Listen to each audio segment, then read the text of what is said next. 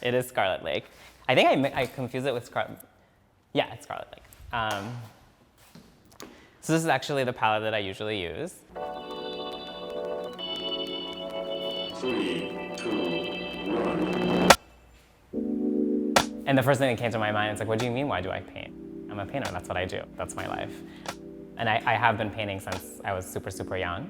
I never questioned why I was doing it. I always knew that it was something that I needed to be a person in the world, and that's how I respond to my environment, is by looking at it, painting it, engaging it in that way. My first kind of encounter with something that gave more meaning to the experience of painting was when I was maybe 11 or 12. Like, I went to see this show in the Israel Museum in Jerusalem of Victor Arica, who's a figurative painter as well. He's Israeli, but he was based in Paris, I think, at the time. And there are all these like very fresh one-sitting paintings of just his immediate world. So like his wife, a bunch of oranges on the table, the view out the window. And I immediately felt so close to him, so close to his subject. And that kind of intimacy that's mediated through an object, through a painting, like really resonated with me. And I was like, this is what I want to do. This is the way in which I want to use painting.